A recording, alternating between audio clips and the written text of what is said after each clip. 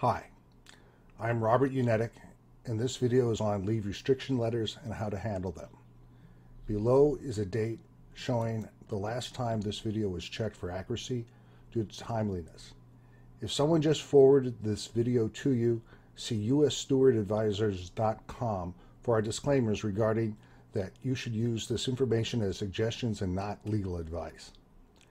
A leave restriction letter is a directive from management requiring physician certification for all medical leave taken. See Article 34, Section 4, top of page 109. Imagine getting up in the morning feeling absolutely rotten, and instead of being able to call in sick, you have to haul yourself to a doctor to get a note proving you're sick before you can use your sick leave.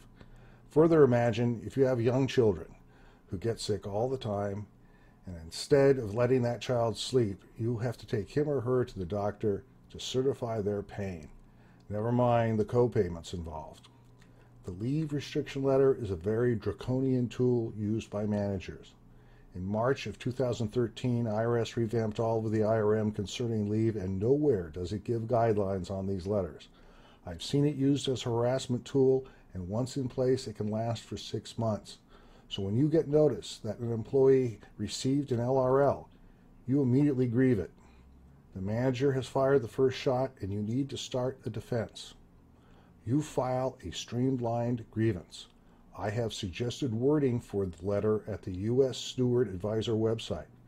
You do your information request in the same document and include the statement, "Time is of the essence." If the manager is doing his job, there should be documentation readily available, and all he has to do is have it copied and sent to you, so there's really nothing for them there. CC your field rep so she can calendar when the approximate arbitration date would be. Your first strategy question is whether or not to waive the first meeting. Since this deals with time and attendance, it comes under streamlined grievance procedures, and you start at step 2. Management can still require you to meet, but if you waive the first meeting and they don't get back with you in 5 business days, you are free to go to the next step.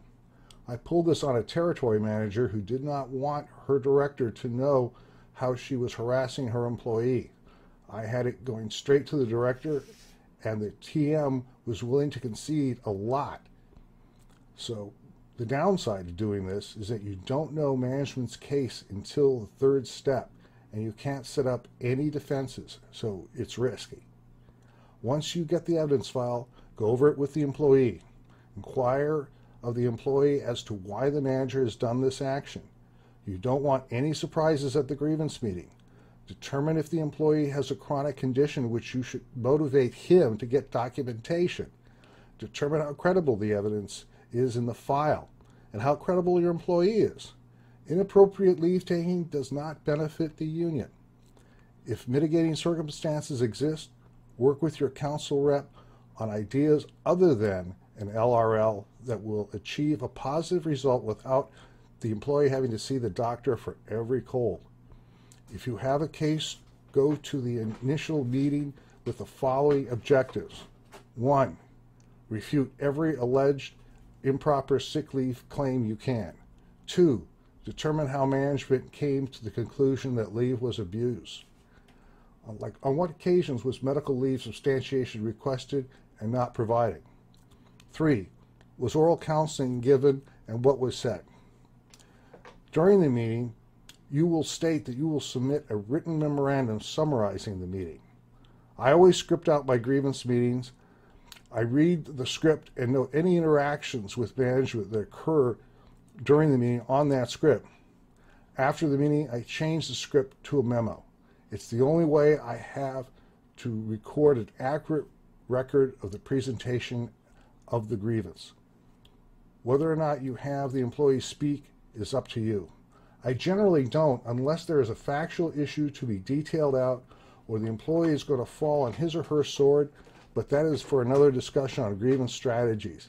After the meeting, debrief the employee and then write the memo. Management has 10 days to deliver a response. Once received, evaluate it. You decide to go on, notify them of your appeal.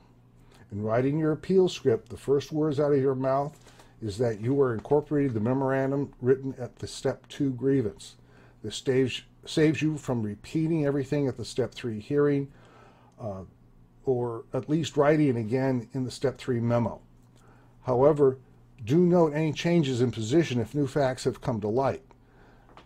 The issue you will address are facts, reasonableness, and notice. Was there a pattern of absences to warrant the letter?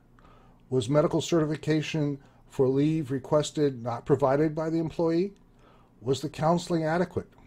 I am surprised at the number of times I have received standard denial letters from high-ranking managers that didn't even take the time of going through my arguments. If that happens, note the lack of their responses and interpret that as a concession.